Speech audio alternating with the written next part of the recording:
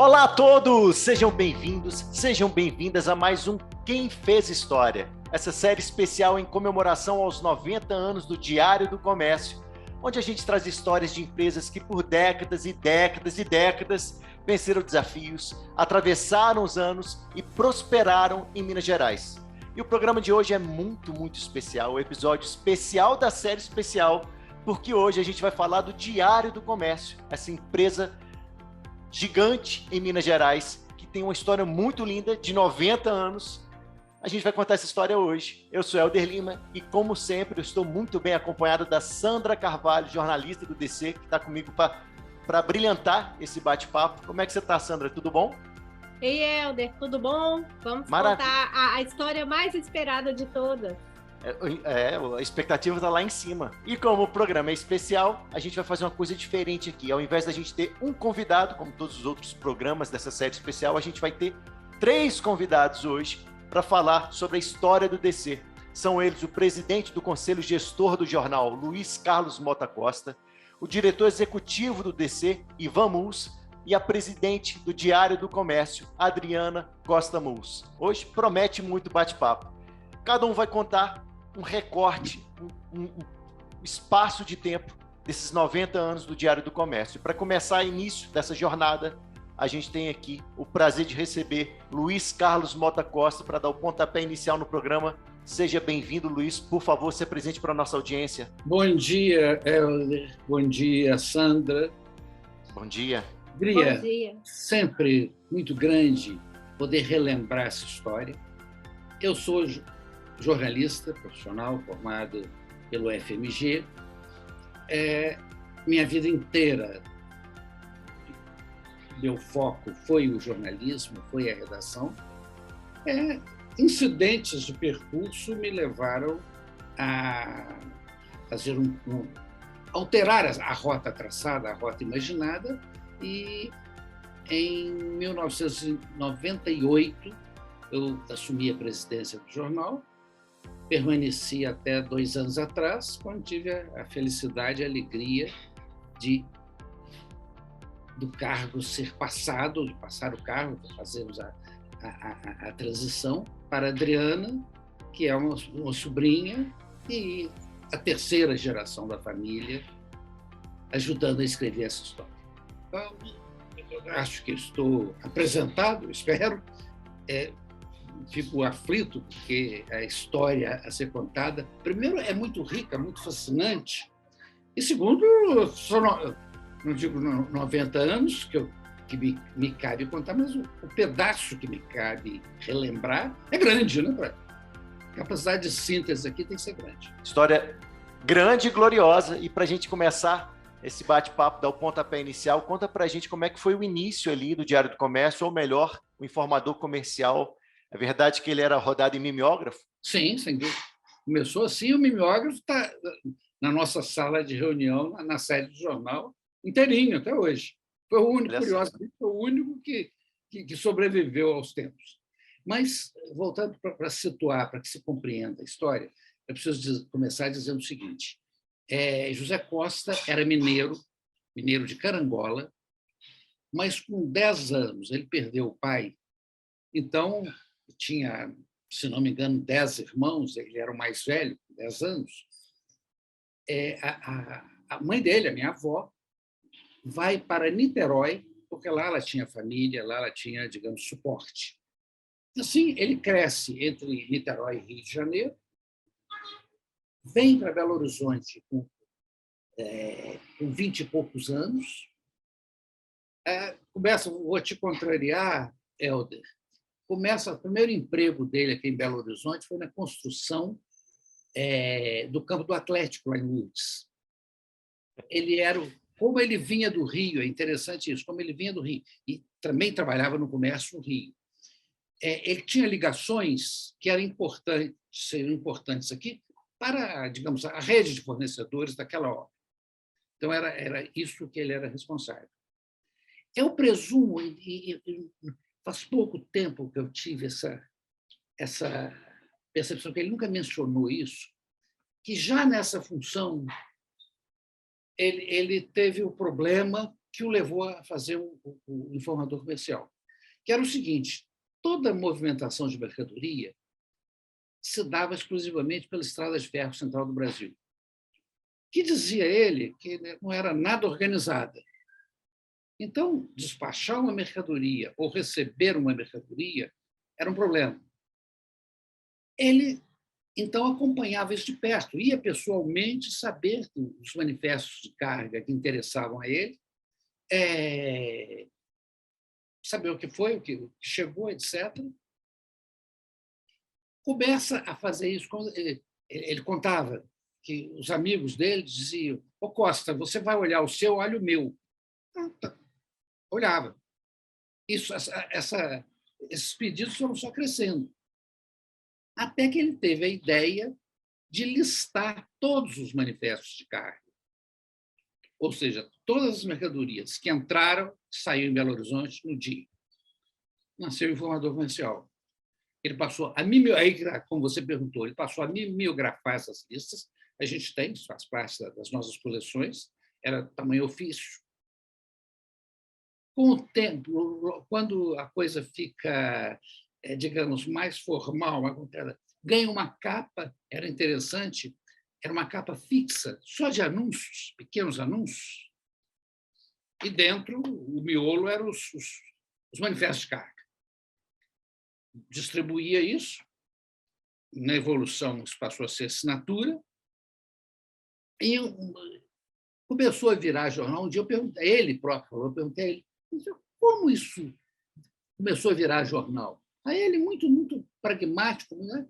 Eu disse: não, às vezes sobrava um pedaço da folha, eu arranjava alguma coisa que eu achasse que pudesse interessar os leitores e colocava ali para completar. Agora, a noção da importância dessa informação, ele também contava que os comerciantes, na época, isso eu ainda peguei já muito adiante, eu lembro perfeitamente disso, conheci esse personagem que não precisa ser citado, que eram os atacadistas, que eram as pessoas que abasteciam, as empresas que abasteciam a cidade, eram grandes comerciantes.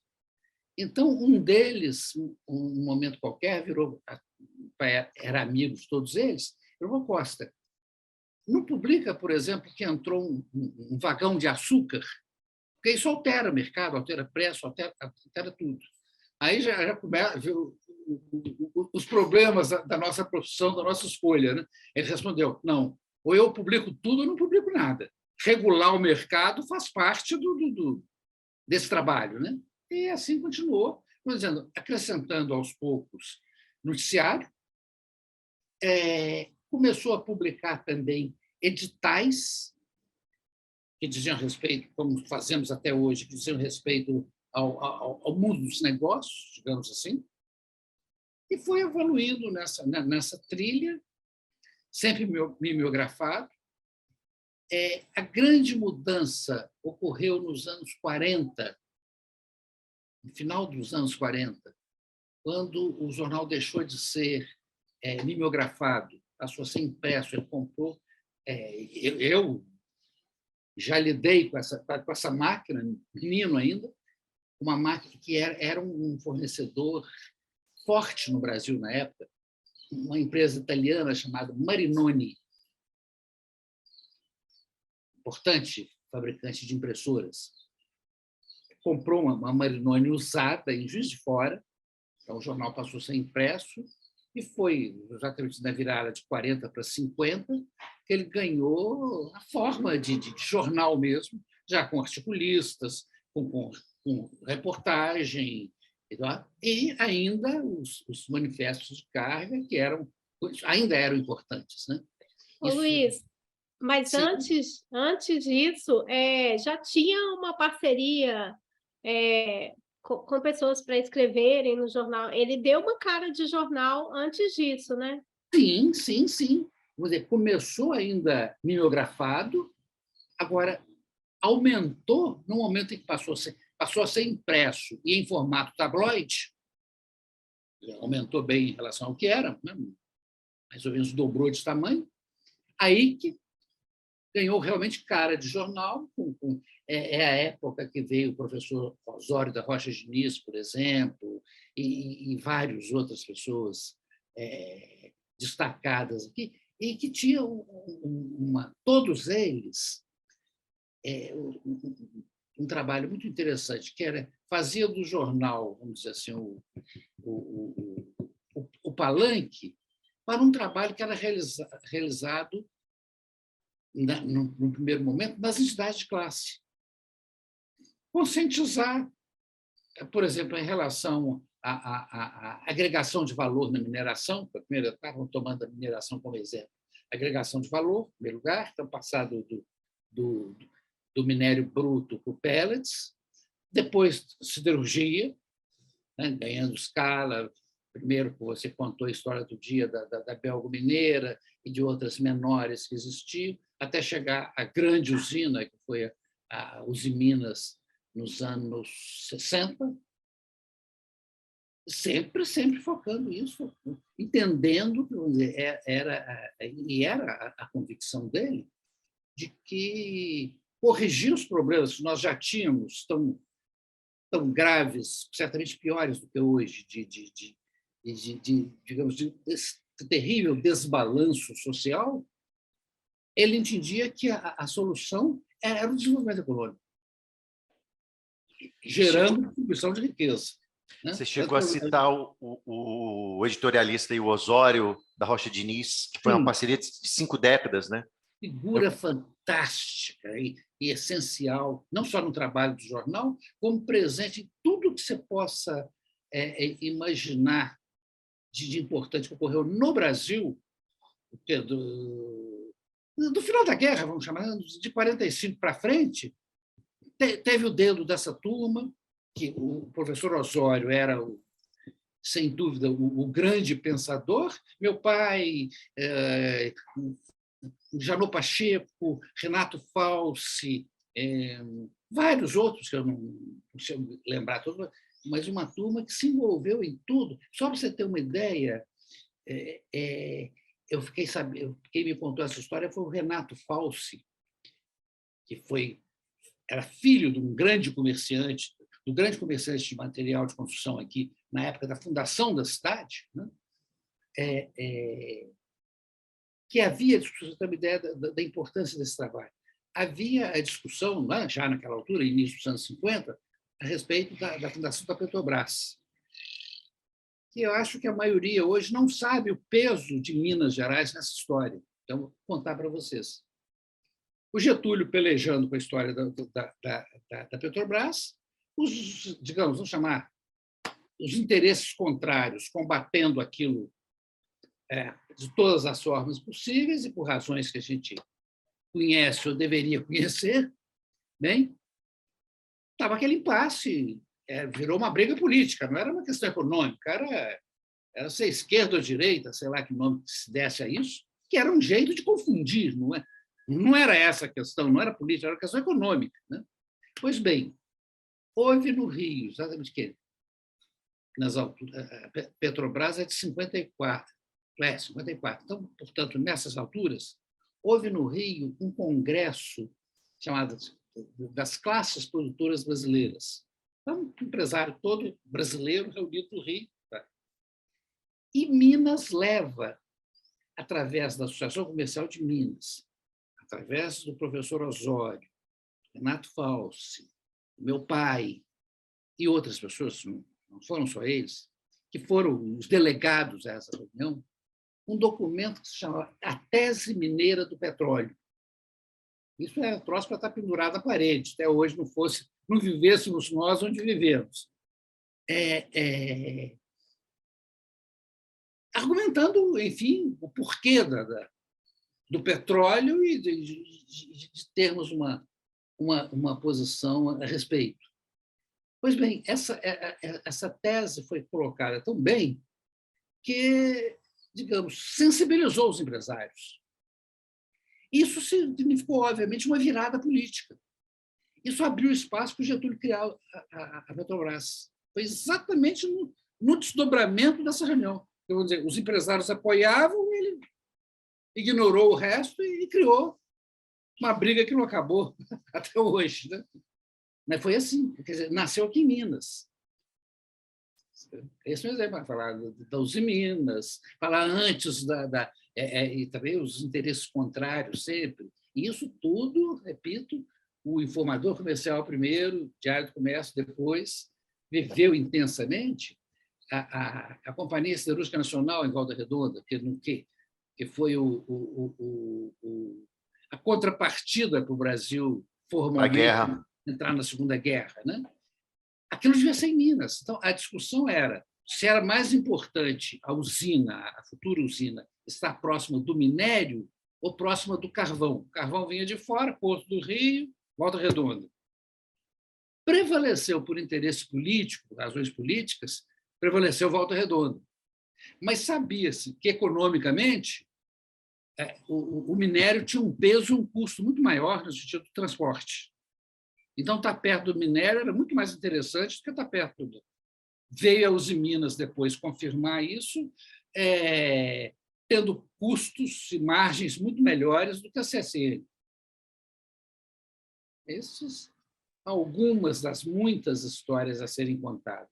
Eu queria aproveitar dessas histórias aí, que você contasse para nós como que começou o envolvimento do Zé Costa com as entidades. Você já mencionou aí que era um porta-voz, que ele tinha uma relação muito direta, e ao longo da história a gente vai vendo que ele acaba participando da diretoria de muitas entidades aqui de Minas e que o jornal, de fato, vira um porta-voz dessas instituições. Eu queria que você contasse assim, qual foi a primeira que ele entrou e qual foi o papel do jornal nisso tudo.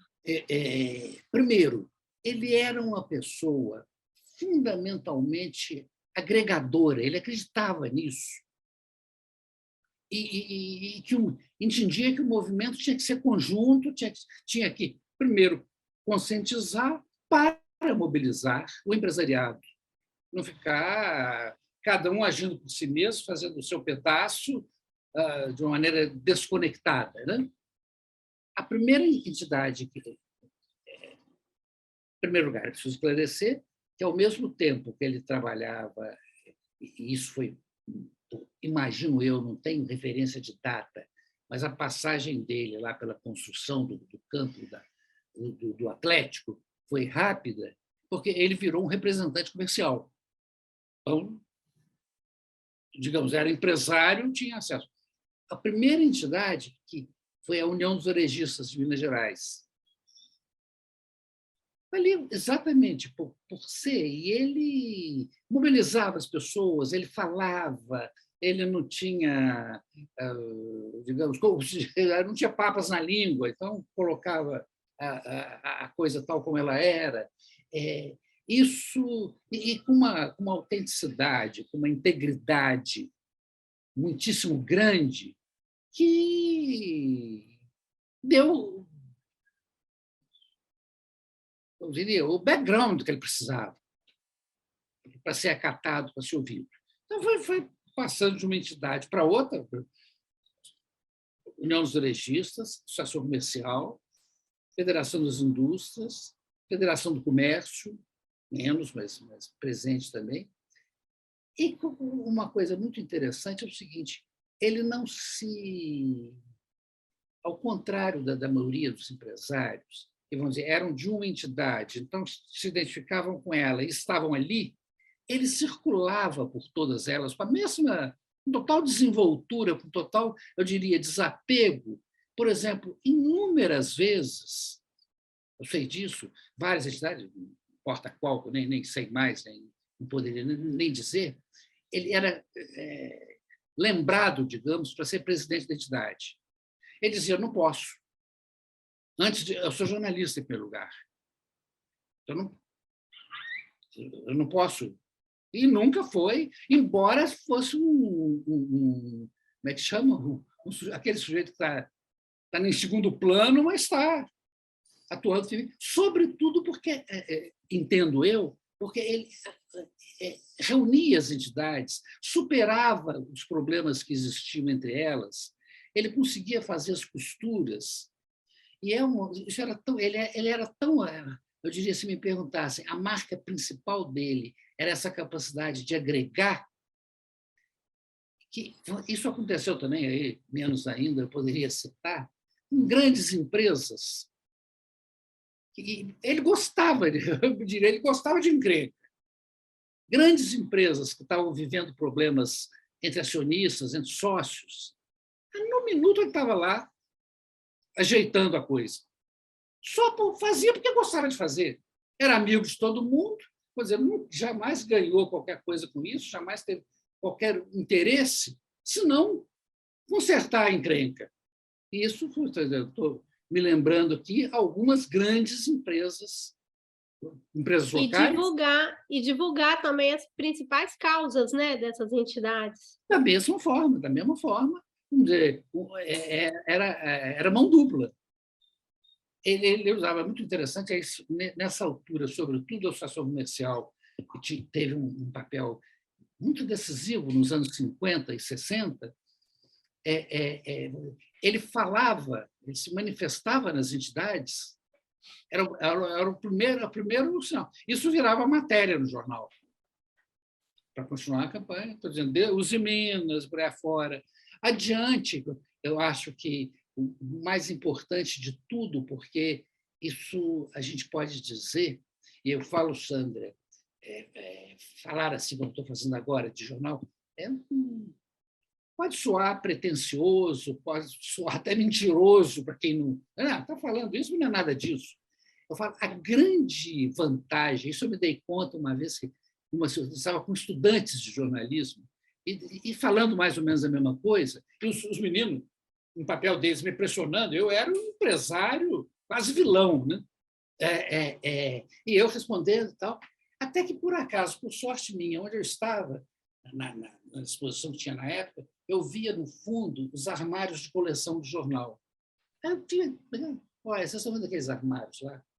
Tudo que a gente fez está lá dentro. Eu abro qualquer um daqueles volumes com toda a segurança e respondo pelo que está lá. E me deu essa poxa, então, se você, ainda mais se você faz o melhor que você pode, isso é um seguro fantástico. Está tudo lá. Então, não sou eu que estou falando, é só localizar a época, procurar, que está tudo lá. Eu quero pegar esse gancho que você deixou aí no ar.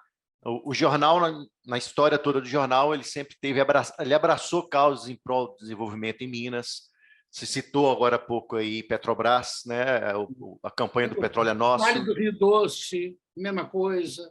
Isso. Desenvolvimento da indústria, o Parque Siderúrgico de Minas. Conta um pouquinho dessas causas que o jornal abraçava. E abraça até hoje, né? Exato, continua. Todo o processo de industrialização no pós-guerra, contextualizando, eu acho que é fundamental isso, o Brasil saiu da guerra, por incrível que pareça, financeiramente muito bem, porque foi, durante a guerra, fornecedor de matérias-primas numa escala que, até então inédita, digamos, ganhou dinheiro com isso. O que alimentou, ao fim da guerra, o sonho da industrialização. Ao mesmo tempo, a abertura, as reservas cambiais permitiam importação, o que significou aparelhar e abastecer o país de uma maneira mais rica, eu diria, como ter esses grandes sonhos. Então, a época começa com a CSN, que eu já citei, exatamente em função da própria guerra. Em seguida, começa a conversa. Já tinha vindo antes a Belgo Mineira, depois vem a Mannesmann, um setor muito importante, setor de tubos. A gente tinha até então chapas e me fugiu o nome, as barras de ferro, o ferro para ser trabalhado, as barras de aço. Né? Entra a Mannesmann com tubos, que também eram vitais para uma série de atividades industriais. A Uzi Minas, que era, digamos, foi até certo ponto a contrapartida pela CSN, que nós perdemos, que era para ser assim. Vem o primeiro momento da indústria automobilística, em que nós, vamos dizer, uma empresa francesa, a Cinca, que acabou vindo para o Brasil, para São Paulo, mais tarde. A Cinca chegou a ter terreno em Santa Luzia, onde seria a sua fábrica. Mas os paulistas conseguiram levar para eles, né? Digamos assim. A indústria automobilística. Mais adiante, nos anos 70, a Fiat, que veio, uma guerra total. Essa eu já vivi como jornalista. Se você tem uma ideia como é que a barra era pesada, o contra-argumento das montadoras que estavam instaladas em São Paulo era, primeiro, não existe mercado. Então, vai perturbar a vida de quem já está aqui e vai afundar todo mundo. Meu argumento era esse. Segundo, aqui não tinha autopeça. Como fazer uma fábrica em Minas? Não tem autopeça. Pior ainda, não tem mão de obra. Como resolver o problema de mão de obra? Bom, resolveu-se tudo. Mão de obra, por exemplo, um trabalho fantástico da Federação das Indústrias com o SESI, montou toda uma estrutura exclusivamente para formar a mão de obra que atenderia a Fiat, e deu absolutamente certo, funcionou. A cadeia de suprimento que foi montada em torno da Fiat também com total sucesso. Até a Fiat, eu também me lembro disso como jornalista, o dia que aqueles malucos italianos começaram a dizer que a Fiat ia ser o maior fabricante brasileiro, né? Isso numa altura em que a Volkswagen tinha mais de 60% do mercado. Pô, os caras estão loucos, né? Como? Né? Bom, já a Auto Latina, né? A Auto Latina depois foi como que durou pouco, a fusão da Ford com a Volkswagen, no momento de crise. Então, eles entenderam na fusão uma forma de se apoiarem, digamos, mas, tanto quanto eu sei, questão de diferenças de modelo de gestão, até modelos de produção, tudo, nada deu certo para que americano e alemão se entendessem aqui no Brasil. Americano, alemão e brasileiro não deu liga. Acabou, né? Mas tudo a gente presente. O outro lado, eu sou, pessoalmente, tenho muito interesse nos empreendimentos, que significaram investimento diretos, né? Também infraestrutura, rodovia, por exemplo. Aí uma batalha perdida, mas uma batalha bem lutada, ao mesmo tempo que se fazia rodovia, que virou, tinha a ver, primeiro, com o modelo de consumo do petróleo, que vocês podem imaginar de onde vem, né? Então, queriam nos empurrar caminhão. Portanto, construir rodovia. E, ao mesmo tempo, que eu acho que é dos grandes erros que o nosso país cometeu ao longo do tempo, tempos recentes, foi abandonar as ferrovias. Nós, em vez de deixar de construir, nós desconstruímos ferrovias que existiam. Negócio insano, simplesmente, né? Tornando o transporte mais caro. Um país, eu escrevo alguma coisa, volta e meia, eu uso esse exemplo. Você transporta hoje, agora, está sendo carregado um caminhão em Porto Alegre para entregar em Belém. Isso não tem como adjetivar isso. E acontece, está acontecendo agora. E essa foi uma campanha do jornal, né, pelas ferrovias. Infelizmente, essa não deu certo. As ferrovias não foram feitas. Né? E quando você fala em ferrovia, hoje o quê? Ferrovia, o que existe é para transportar minério e grão, exclusivamente. Você devia ter o que eles chamam de carga seca, hoje seria containers, devia ter espaço para containers, devia ter espaço para passageiro, tem hoje zero. Né? Eu fui ao Rio de trem, sei lá quantas vezes, na minha infância. Era trem ótimo. Passava a noite viajando, chegava no dia seguinte, descansado. Infelizmente, dá para a gente colocar esse abandono das ferrovias na conta de um presidente mineiro, né? JK. Muito. Vou dizer, isso, na verdade, já vinha, ele apenas, não, eu diria, o grande não brecou, porque totalmente encantado com a ideia do caminhão das estradas, de, né? Que, de certa forma, foi ele quem consolidou o processo da indústria automotiva no país, quando se fala hoje em indústria de material de transporte, que é mais amplo, e construir estrada, mas que já vinha de trás. O Washington Luiz dizia, o slogan deles era governar é abrir estradas. Só que governar é abrir estradas, sem dúvida, mas não é só isso. Né? O problema é esse. Ô, Luiz, e dando um salto assim de JK, um salto curtinho, eu queria falar com você sobre o período militar. É uma coisa curiosa. O golpe de 64, ele impactou um pouco porque como que o jornal vai mergulhar ainda mais profundamente na cobertura e análise econômica nesse período especificamente? Olha, o regime militar, que é, meu entender, indesculpável, né?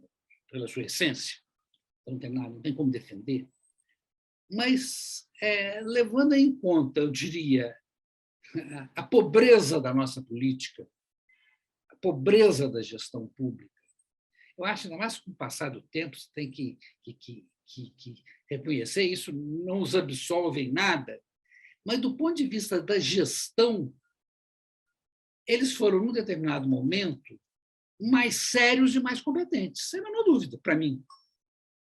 Não estou justificando nada que, vamos dizer, era errado em princípio. Então, todo o que vinha na sequência estava errado também, portanto. Mas, vamos dizer, eram os militares daquela época, os processos da Escola Superior de Guerra, etc., tinha uma visão nacionalista interessante, bem melhor do que prevalece hoje. Então, valorizaram muito, vamos dizer, investimentos cruciais no campo econômico que foram feitos, infraestrutura, prosseguir com a questão de suprimento de energia elétrica, que o Juscelino tinha começado, eles continuaram, dando a então Eletrobras a importância que teve. Né? A própria Petrobras cresceu, investiu muito em refino, depois que deixou de investir em refino, nos deixou a bomba que está aí armada, que é a falta de refinados. E tem petróleo sobrando, mas não tem refinado. Daí, até certo ponto, os preços que a gente paga. Então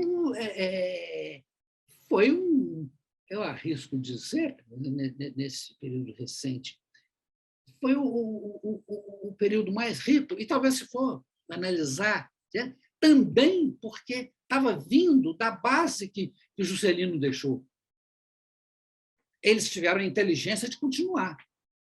O modelo, fundamentalmente, foi, do ponto de vista de investimento econômico, estratégico, não se alterou, apesar do Juscelino ter sido cassado e tudo mais. Agora, o grande erro aqui nesse processo houve que foi o que, como diz hoje, perdoa a expressão, o que danou tudo é que todo esse processo foi financiado por recursos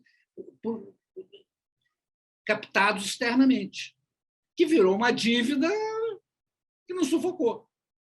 E aí começa a reverter tudo, porque a dívida estava nos engolindo, como até hoje. Se você, eu não sei de cabeça, não vou arriscar dizer aqui, se você olha o orçamento do país hoje, a parcela que é destinada ao pagamento da dívida é a maior de longe de todas as parcelas, de todas as contas. Por exemplo, ensino, educação, saúde, você imaginar. É isso, enquanto a dívida é isso. Um negócio doido.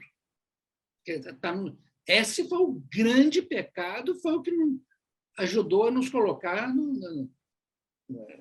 na situação que a gente se encontra. Mas trazendo um pouquinho aqui para a história do jornal, até o golpe, o jornal tinha uma cobertura política, por exemplo. Tinha muito editorial falando de política, acompanhava a movimentação política, e depois disso vem a censura. E como que foi isso no Diário do Comércio? Como bons mineiros, e vamos dizer, não havia o que discutir, ou com quem discutir, com quem argumentar, nós passamos a toda a nossa época, e foi uma época rica, a nos dedicar à questão da economia, aos assuntos econômicos. E nisso, eu diria que havia, no fundamental, uma concordância. E mesmo quando a gente discordava, não dava a menor bola para isso. Nesse campo não tinha importância, jamais. O único episódio, e durante todo esse tempo eu estava responsável pela redação, o único episódio que eu, se vocês quiserem eu conto daqui a pouco, de censura que eu vivi, foi uma coisa lateral, sem pé nem cabeça. O que a gente falava, por exemplo, a nossa briga por investimentos, que volta e meia não queria, mais especificamente uma briga, eu falei, e essa briga, para mim, foi a mais gloriosa de todas, que foi sozinho. Foi a construção da Açominas.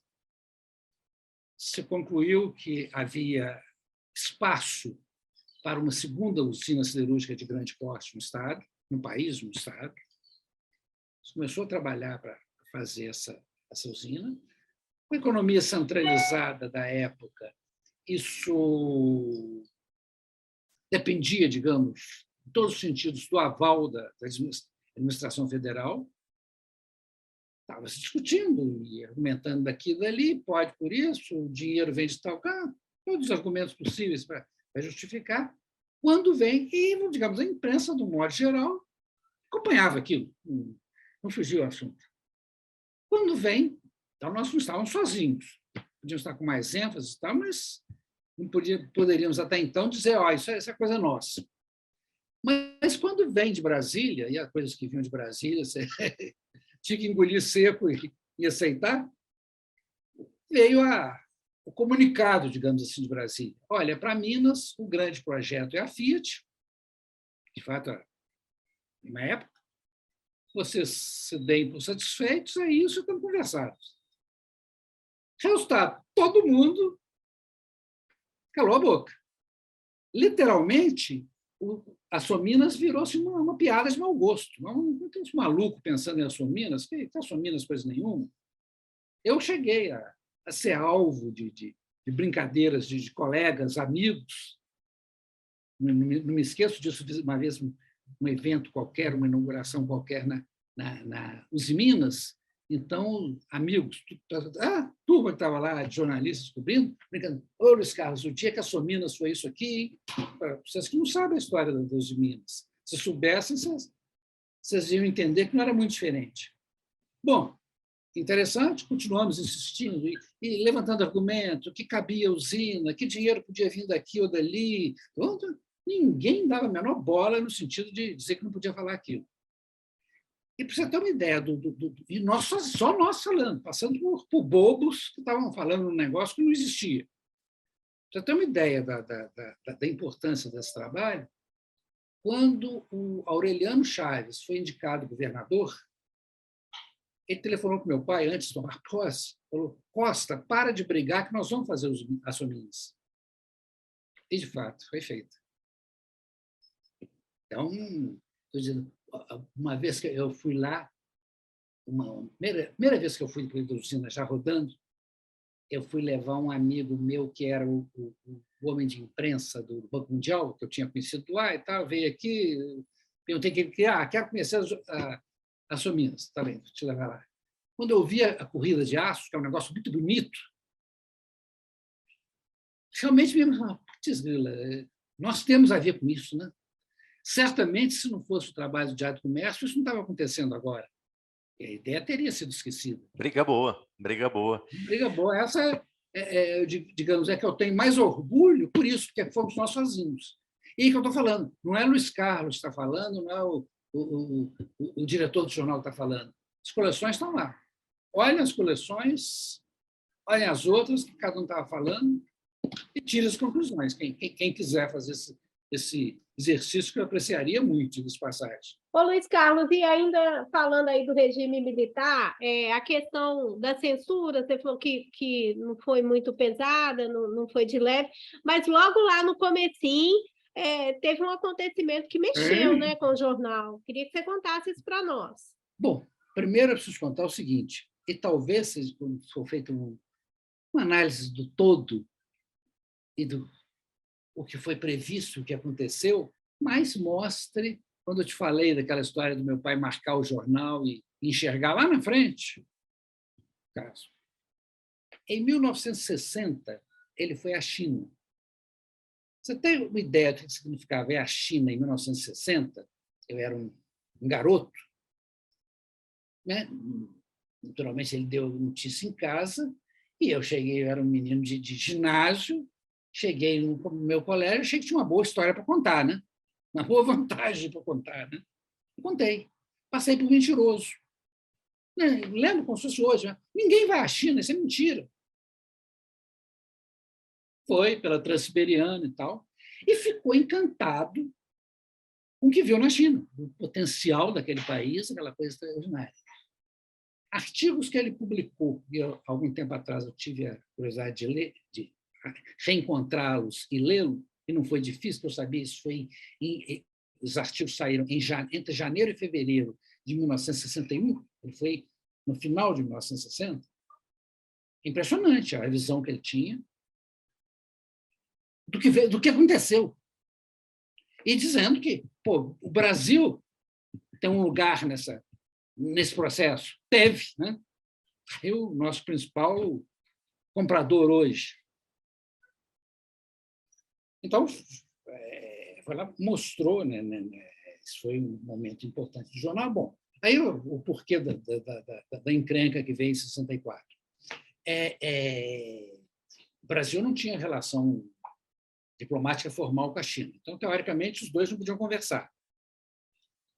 Ele, e eu presumo que outras pessoas também engajadas nisso, não creio que ele estivesse sozinho, tanto não estava que não foi preso sozinho. Buscando abrir portas para isso, conseguiram estabelecer um regime, digamos, de relações comerciais privilegiadas. Moral da história, ia haver aqui, no Rio de Janeiro, um escritório comercial da China para tratar de negócios com a China. E éramos... Eu conhecia essas figuras, lembro direitinho delas. Eram 11 chineses. Abrir esse tal escritório. Trabalhando aqui, fazer o quê? Buscar facilitar negócios entre os dois países. Em 64, logo que estourou a Revolução, é óbvio, depois eu vim a ler, saber o porquê dessa história, quem fez isso. Não foram os generais. Isso é um livro que eu tenho, que conta a história, tem uns errozinhos, mas mais ou menos conta a história. Lembro os primeiros dias da Revolução, e todo mundo naquele, meu Deus, e agora, né? Quando um dia, manchete nos jornais, espiões chineses presos no Rio. Você pode imaginar o resto, precisa falar, né? Eram os tais chineses. Perigosos espiões.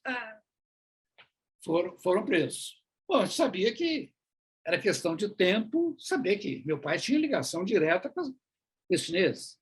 Eu os conheci na casa dele, do meu pai. Que eram da área comercial, não Área eram comercial, espiões nenhuma, estavam fazendo negócio. Tanto que eles vieram aqui. O que meu pai fez com eles quando eles vieram aqui? Levou para visitar o Magalhães Pinto, que era o governador, levou para visitar os Minas, que era o modelo industrial, né? O orgulho industrial do Estado na época, as entidades de classe, coisas desse tipo. Se fosse algo debaixo do pano, certamente não ia ser assim, né? Mas não deu outra. Sorte que foi nos primeiros dias, ainda mais mansos, se eu posso dizer assim, não houve nada, ficou preso mais ou menos um mês, um belo dia foi dispensado, sem maiores conversas, e ficou por isso mesmo. Mas houve isso, para ter uma ideia de quem era ele. Ele foi, tema não adianta descrevê-lo, seria conhecê-lo. Ele conta que uma única vez ele foi interrogado. Deixa lá, interrogatório. Aí, entre outras coisas, isso aqui ele contou, que os fulanos lá que estavam interrogando, e era coisa do DOPS, não era militar,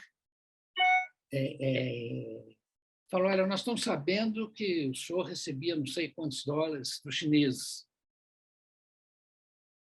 Aí ele vira para os caras e diz assim, olha, então, já que vocês descobriram isso, me façam um favor, apurem direitinho desde quando para eu poder cobrar. O assunto morreu ali, né?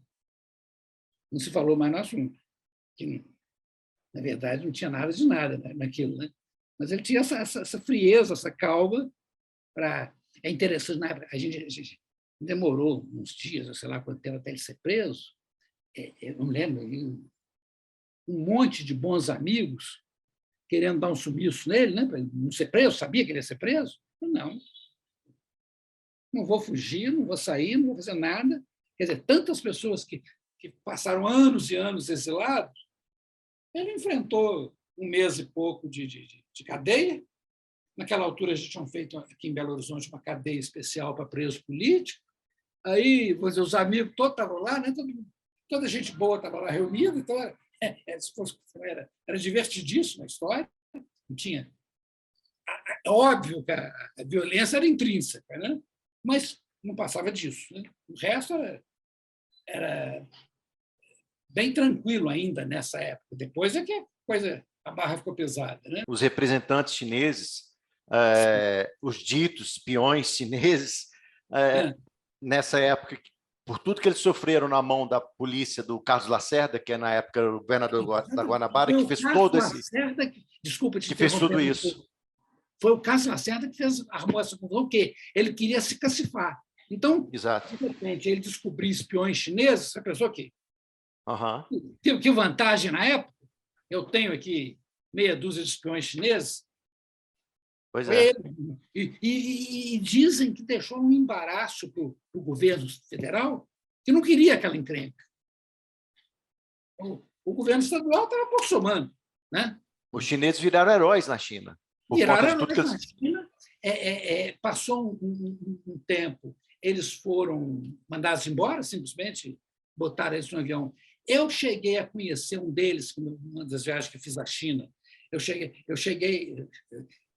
estava chegando lá, primeiro Nanquim, mal chegando, ia ter um coquetel, uma coisa depois, aí aparece o Carlos Lindenberg, não sei se você conhece. Já encontrei com um chinês maluco, aí te procurando. Você tem amigo? Que eu saiba, não. Aí eu fui procurar, o cara tinha perguntado por meu pai, aí o Lindenberg falou, não, Zé Costa não está, não, está o filho dele. Era um dos que eu tinha conhecido aqui, já era um velhinho. Né? Hoje parece que já morreram todos. O interessante dessa história, desculpa, só para concluir, é que ela não está resolvida até hoje, porque o Brasil simplesmente, por exemplo, botou os caras num avião e rua. Né? E mais nada. Inclusive, pediu desculpa, não fizeram nada. Nada. A China exige um pedido de desculpa que nunca foi feito, e pior, eles pegaram dinheiro, não era nenhuma fortuna, não, mas tinha lá o dinheiro que os caras cuidavam da vida deles. Né? Pegaram esse dinheiro e jamais devolveram. Então, essas duas coisas são, digamos, um contencioso que permanece, não sei se em algum momento vai ser resolvido. Mais um dos contenciosos no regime. Mas, ô Luiz, eu toquei nesse assunto porque, a partir daí, o jornal abandona o noticiário político. Depois, mais para frente, vai retomar. Mas aí teve um aprofundamento muito grande, né, no noticiário econômico. A partir daí, né? Era a questão, vamos dizer, da censura. Vamos dizer, aquela política, eu diria, era mais profundo do que simplesmente... Olha, deixa eu ser pragmático. Tinha isso, é claro. Não queria amanhecer com um sujeito lá de fuzil nos esperando. Né? Nós não reconhecemos... Quando era o caso, não, nós não reconhecemos essa política não nos diz nada, então nós a ignoramos. E, literalmente, era isso. Eu posso te contar um caso, acho que até já te contei, mas vale a pena responder o que era a época. No AI-5, um determinado jornal daqui, o que houve? Um belo dia queriam processar um deputado que teria feito uma crítica aos militares, então os militares pedindo licença para processar esse cara. O Congresso não dá licença. Isso foi numa tarde. O jornal, agindo errado, como se faz editorial assim, sapeca o editorial. Está vendo? Fala que não existe liberdade no Brasil? Está aí o Congresso livre, soberano, por aí fora. Só que, nessa altura que esse negócio estava circulando, o Congresso já estava fechado, que tinha sido fechado na véspera. Bom, não se deu por satisfeito, então, no dia seguinte vai falar o quê? Né? No dia seguinte não teve pudor nenhum. Olha, estava virando bagunça, é preciso ter ordem, é preciso pulso. Pronto, e segue a vida. Nós, você pergunta, e o que você está fazendo? Vai lá olhar, 12 de dezembro de 68, né? Já está falando de importância de plantar café, ou qualquer coisa do gênero. A gente ignorava por completo, entendeu? E acho que foi uma boa estratégia, porque, vou dizer, a economia, inclusive, foi uma época de crescimento, de consolidação do jornal, muito relevante, porque a ênfase toda era economia. Economia era o que eles queriam falar. Né? Houve um período de sucesso, Brasil grande, blá, blá, blá, aquela conversa toda, e era exatamente o que nós estamos fazendo. Não para agradar, vou dizer, não para agradar, mas para atender ao nosso interesse, que era fomentar a economia de Minas, como, de fato, nos anos 70 e por aí afora, foram riquíssimos para Minas. Né? O jornal sempre foi muito inquieto, né? Na história de jornal, falando de passagens aí, inquieto também na mudança das sessões, incrementar a questão de como dar a notícia, buscar novas mídias para continuar falando de economia, mas ele também foi inquieto na questão de tecnologia, né? Quem tem a oportunidade de ouvir o nosso podcast há 90 anos, que a gente conta a história econômica do Brasil e de Minas, década a década, desde a década de 30, quando o jornal começa, até os dias de hoje, já teve a oportunidade de ouvir falando das mudanças tecnológicas, do abandono do mimeógrafo até chegar vocês foram os primeiros o primeiro jornal em Minas, o Offset, né? No Brasil. No Brasil. Interessante. Na verdade, foram compradas ao mesmo tempo, mesmo fornecedor e mesma máquina. Duas máquinas iguaizinhas, da Goss, um fornecedor americano, nós e o Correio Brasiliense. Só que, por azar nosso, isso não fomos o primeiro, os americanos que vieram montar essas máquinas foram primeiro a Brasília, montaram as máquinas do Correio Brasiliense, liquidaram a fatura lá e vieram montar a nossa. Então, a bem da verdade foi o Correio Brasiliense primeiro, em seguida a gente. Isso nos anos 80? Não, nos anos 70. Eu me lembro, eu entrei para a faculdade em 78. 78. Não, 78, não, 68. Bobagem. 68. Estava instalando a máquina, 68. E depois já se sabia isso, né? O importante do offset é o seguinte: foi a primeira coisa que inventaram depois de Gutenberg. Um processo de impressão que não era mais baseado em relevo e impressão.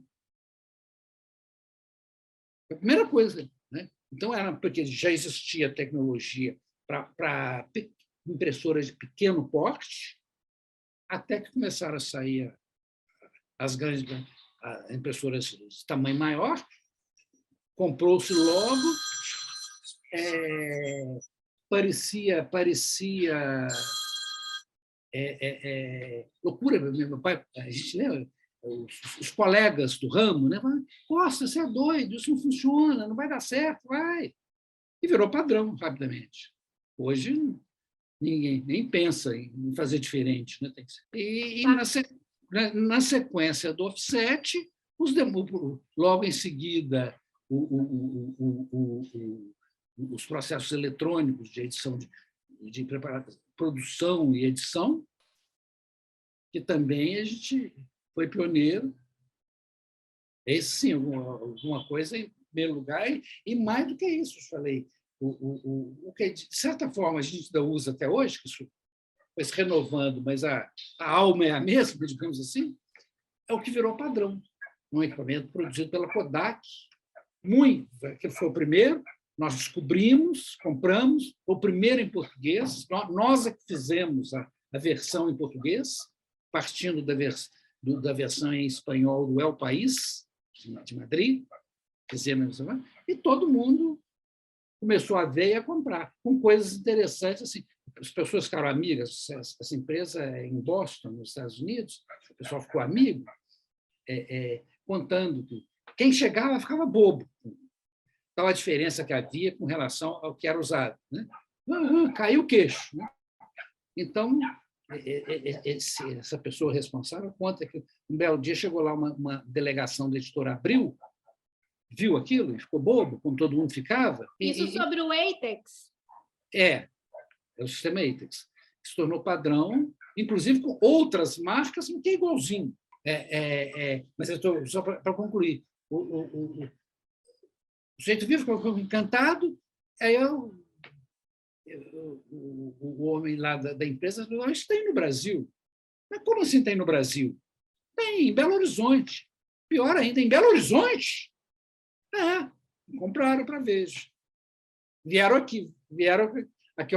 E assim os outros todos, Globo, Zero Hora, principais jornais do Norte. Todo mundo foi comprando, Estadão. Além dessa inovação tecnológica, quando você já estava você foi para a redação, você foi comandar a turma lá, você foi responsável por uma inovação também muito importante na imprensa mineira, porque, infelizmente, não se contratavam mulheres para a redação, e você que apostou, você que abriu o caminho lá na redação do Diário do Comércio. Queria que você contasse sobre essa fase, o quanto isso é importante para nós.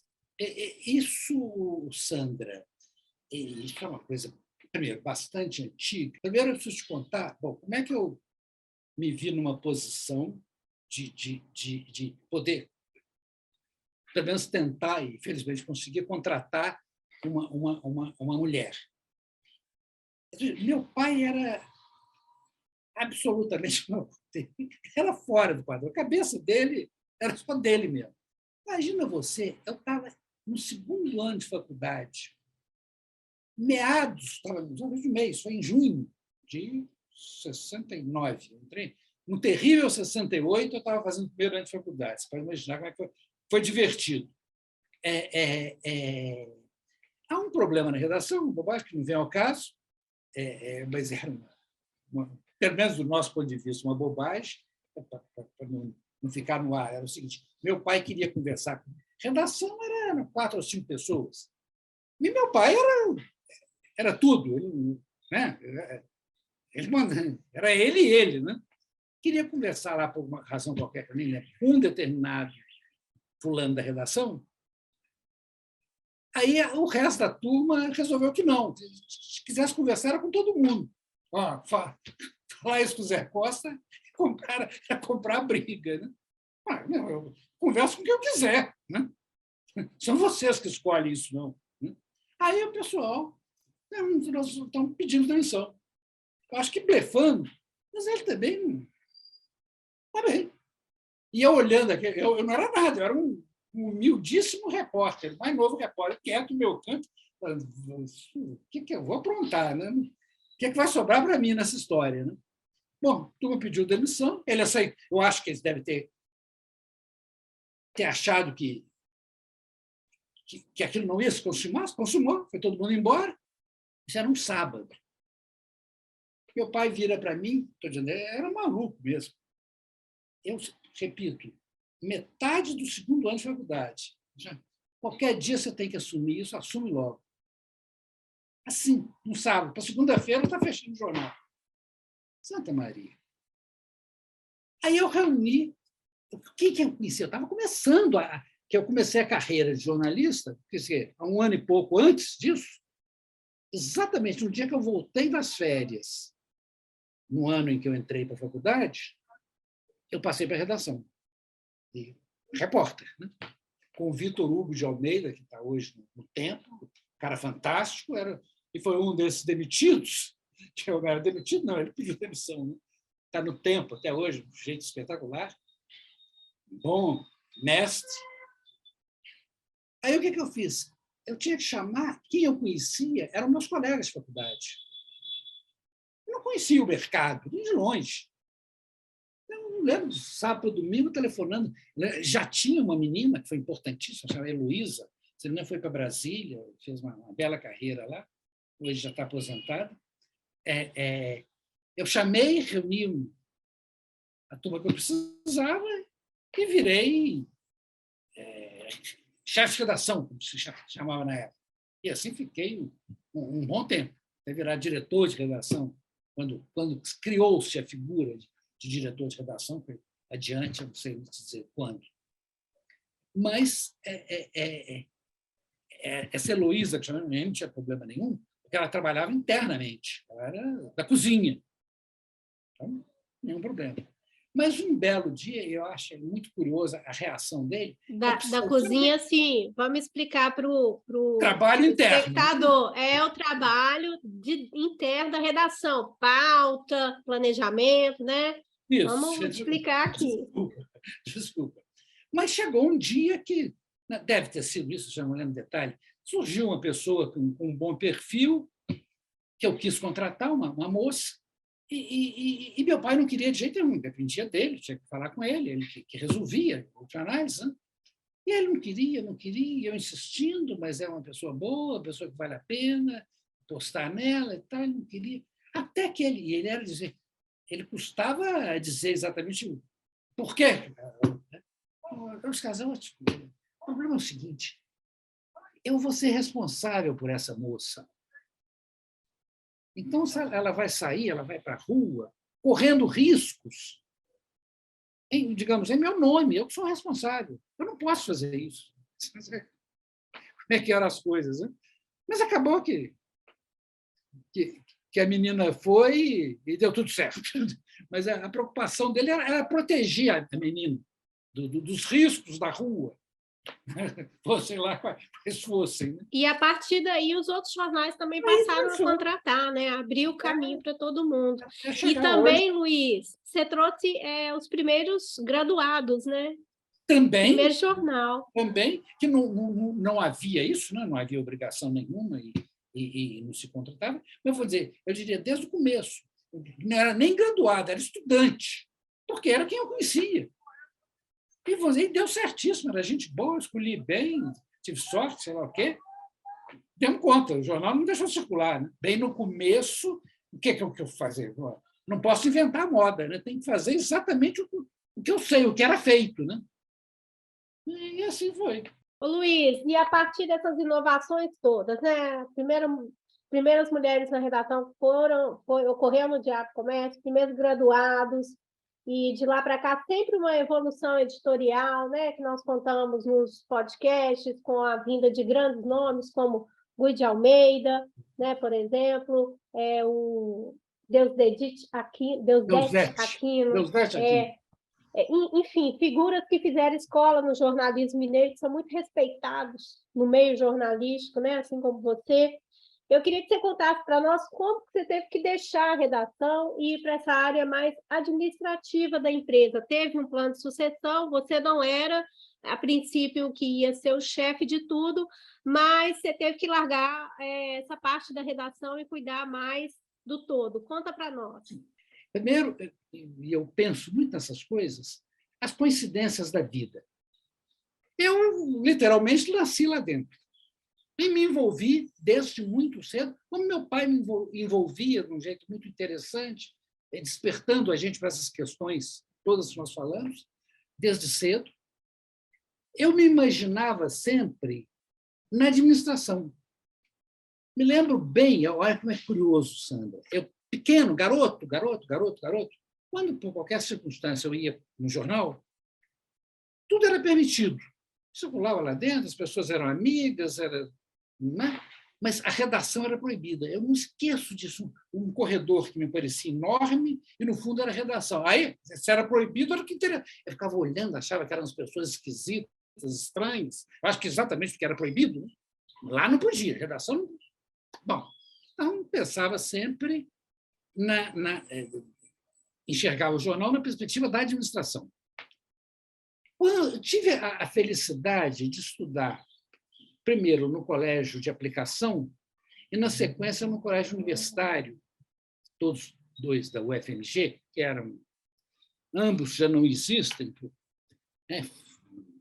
Qualidade de ensino absolutamente inacreditável, e, inclusive, com muita preocupação em vocação. Aí começaram a fazer teste o tempo todo, eu gostava. Tinha uns que eram voluntários, pedia teste, é comigo mesmo, lá ia eu fazer teste, fosse lá do que fosse. E começaram a me falar que não era o meu perfil. Eu lembro, a única coisa que eu guardei, sei lá, nem sei o que significa isso, nunca soube. Olha, o seu raciocínio é abstrato. Então, o que significa isso? Mas certo que não me recomendavam um papel de gestão. Certo? Eu fiquei com aquele negócio na cabeça, mas comecei a achar, e era muito do meu jeito, eu não dividi isso com ninguém, era um assunto que era meu, eu achava que eu tinha que resolver. Não tinha problema com ninguém. E aí comecei a querer mudar para jornalismo, mas achar que aquilo era covardia, que, na verdade, eu estava procurando uma coisa que supostamente seria mais fácil, do ponto de vista de vestibular, de faculdade, etc., e que eu podia me arrepender, estava, enfim, comprometendo minha vida inteira nisso. Estava sem saber o que fazia.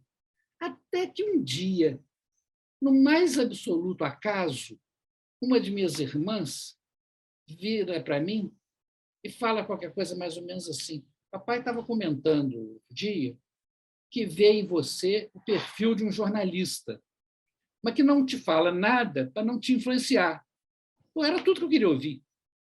A partir daquele momento, eu lembro que eu preparei com os meus colegas, o colégio era apertado para burro, e eu tinha que reorientar digamos, meu desempenho no colégio, já nessa altura, no colégio universitário.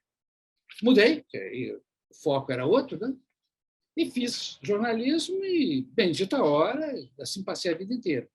Quando, em 98, isso já foi dito em outro momento, meu pai tinha falecido em 95, e em 98, e éramos eu, 2 cunhados e um irmão. Um desses cunhados, exatamente o presidente, chamava-se Marcílio Gonçalves, morre, e no mesmo ano meu irmão, que era diretor industrial. Então, não tinha que conversar, tinha que pegar o boi pelo chifre, né? Eu tive, como é que... Eu disse, eu lembro conversando com minhas irmãs, na altura as sócias da empresa, as demais sócios, olha, eu posso controlar a empresa, mas não do ponto de vista administrativo. Eu tinha uma vantagem, que, com a minha condição de jornalista, quer dizer, eu que tinha um papel externo mais acentuado, eu que conhecia as pessoas, eu tinha, inclusive, combinado, esse meu cunhado, que era muito amigo meu, pessoa muito querida, a gente tinha combinado que ele ia ficar, ele achava que ele tinha que ficar mais interno naquele momento para cuidar das questões internas. Então, eu ficaria na rua, nos coquetéis da vida e o que mais fosse. Então, foi uma sorte tremenda, porque eu conhecia e era conhecido. Não houve problema. Eu disse, olha, a administração não tem como mandar aqui fazer tudo, toda coisa, não faço a menor ideia. Posso cuidar da redação, que, no meu entender, é o mais importante, né? O jornal no duro é a redação, o resto é apoio, digamos assim. Uma de minhas irmãs, que era economista, que morava no Rio, fica aqui ia ficar uma semana, ficou 3 anos fazendo esse evento, e preparando o Ivan, que é também administrador de empresas, para cuidar dessa parte, e assim foi feito. Até o dia que ela achou que o Ivan estava formado, o Ivan tomou conta e, felizmente, muito bem, né? É o nosso próximo entrevistado. Exato. Luiz, muito obrigado pela sua participação, por esse papo aqui. Eu costumo dizer muito obrigado por ter vindo à nossa casa UDC, nesse caso, a sua casa UDC. A nossa casa, não, ninguém faz nada sozinho, não. Nossa casa, Helder. Eu que agradeço e faço isso com o maior prazer. Eu tive a sorte, a felicidade de viver essa história, de me encantar com ela. Eu acho que o melhor isso, eu faço ideia, como deve pesar ao contrário, de ter uma história que eu possa apresentá-la em qualquer lugar e ser ouvido, ser respeitado. Isso me interessa mais do que qualquer outro tipo de êxito que poderia ter, êxito material, êxito, sei lá, de qualquer... Mas prefiro estar de consciência tranquila e ser reconhecido. Isso vale. Meu pai, com certeza, foi uma figura admirável, e é impressionante como é que a memória dele ficou e permanece assim, com o máximo respeito, com o máximo, sem uma sombra, sem... É curioso até, vamos dizer, era uma pessoa mais de esquerda, mas uma esquerda verdadeira, uma esquerda, eu diria, humana, cristã, sei lá o que eu posso dizer. Então, esses grandes amigos dele, que absolutamente não são desse time, o respeitavam por inteiro, como respeitam. Nunca isso foi problema, eu não sabia. O Costa é comunista. É comunista nada. A gente brincava. Como é que pode ser comunista e amigo do Dom Serafim? A gente usava essa brincadeira, né? Que era muito amigo dele. Né? E daí, para encerrar, contar uma última história. Prometo que eu vou encerrar, é a última. Para mim é bonita. Quando ele adoeceu, e foi um processo rápido, não demorou, felizmente, não demorou a falecer, mas um belo dia ele vira para minha mãe, e ele não era muito religioso, não era nada religioso, a rigor. Assim, eu quero conversar com o Dom Serafim. Aí minha mãe, mais do que depressa, foi procurar Dom Serafim. Dom Serafim estava na Itália, estava em Roma. O recado chegou a ele, ele responde que ia abreviar, que eles eram realmente muito amigos, que ele que queria, já que o papai queria conversar com ele, e veio Dom Serafim. Eu me lembro que eu fui, morava minha mãe e meu pai na casa deles, eu fui lá para receber Dom Serafim, para estar com minha mãe e tal. Os dois foram para um quarto, foram conversar, algum tempo, voltaram, despediram. Depois, Dom Serafim, olha bem, eu tive medo de fazer pergunta. Dom Serafim, embora fosse amigo dele também, pensava, o que quer dizer isso? Ele disse simplesmente o seguinte: esse foi um dos momentos mais elevados, posso dizer isso, não sei se exatamente com essas palavras, mais elevados da minha carreira, vamos dizer assim. Que diabo esses dois conversaram?